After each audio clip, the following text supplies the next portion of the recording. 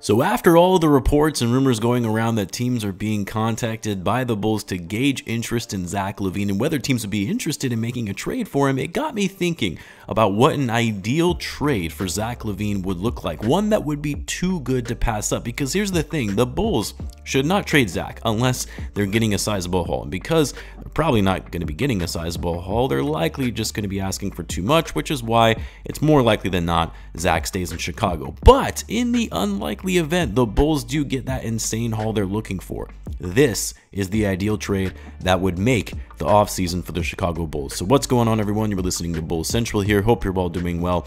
Now, this really came about after listening to Jake Fisher's podcast, No Cap Room. A great episode, by the way. I'll leave a link to it in the description if you missed it. But in that pod, there is a portion where Fisher delves into the rumblings he's been hearing around the league of the Bulls gauging interest in Zach Lavine, and how the Bulls, frankly, have a very high asking price for Zach, which they should. As I've said before, they shouldn't just trade him simply to trade him to make changes to the roster, and how it's very possible the Bulls don't get a deal done because the asking price is too steep, which is fine because they should be in no rush to move Zach.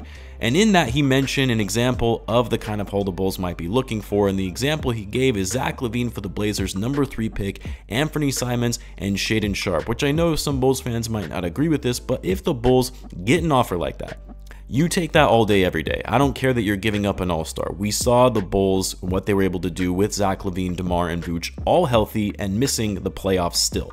As good as Zach is, that's too big of an opportunity to pass up. Now, I personally think that this is very unrealistic and something the Blazers would never go for, because as much as they want to go all in and bring in win-now talent to keep Damian Lillard happy, that's too much for someone like Zach Lavine, who is limited on the defensive end, and the Blazers need defensive-minded players. So what if they threw in Alex Caruso into that deal? I don't want to get rid of Caruso because I think he's one of the more underrated players on this team. First team all defense, you cannot understate enough just how great he is on that end of the floor. But for the package deal I just mentioned, it's too tempting. And you know what? I'm going to make it one better and give Portland their lottery protected first round pick back just to sweeten the pot. That gives them an extra asset to flip and another trade package to build around Dame.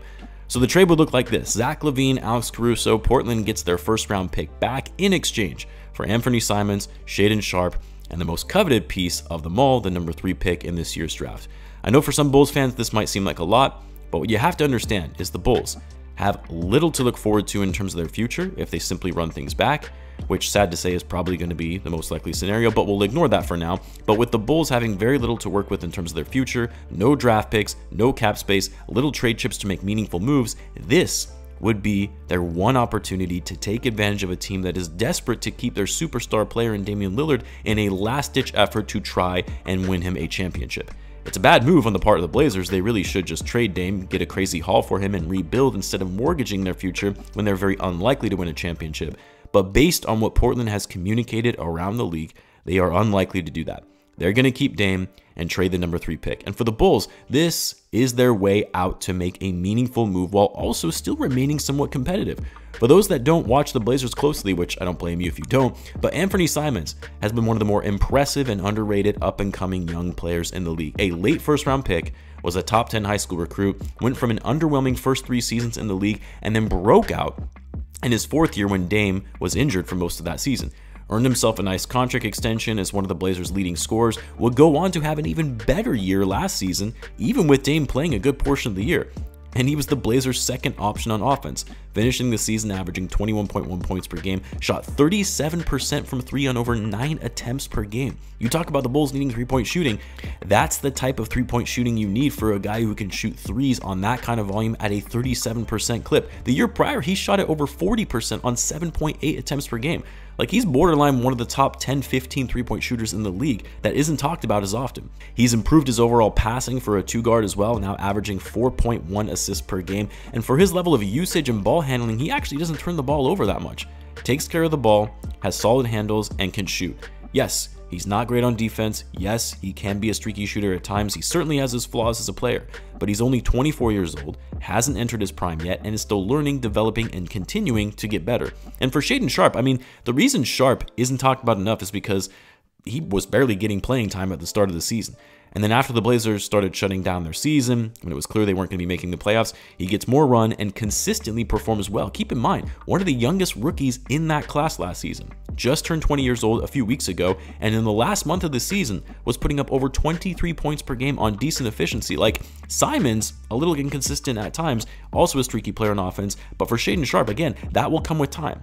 He was a rookie after all, but yet another player who can also shoot it from 3 and on a decent clip. You saw him increase that overall volume at the end of the year, and you'd have to think that with time and experience, this kid is only going to get better and better, being he's only 20 years old.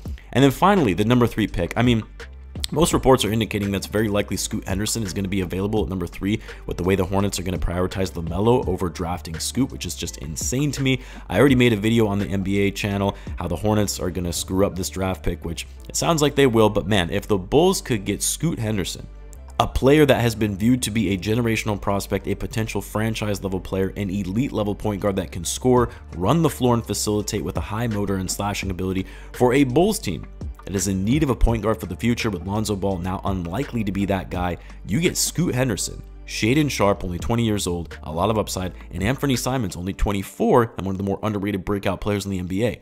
For Zach LaVine and Alex Caruso, I just don't see how you can pass that up. I mean, it's a risk for both sides. For the Bulls, yeah, you can bring in players that young. There is always the possibility they don't pan out, and then you gave up an elite scorer and an all-star and a top defensive player for those guys. Like, let's not forget when the Bulls traded Jimmy Butler for young guys, but I would venture to say this is by far a bigger risk for the Blazers, who are mortgaging their most valuable young assets for, yes, an established all-star, but an established star that likely isn't going to get you over the hump in winning a championship with Damian Lillard. I just don't see a duo of Lillard and Lavine being that much better than what the Blazers had with Lillard and CJ McCollum, especially now that Lillard is like 3 or 4 years older than those days that they had that duo together.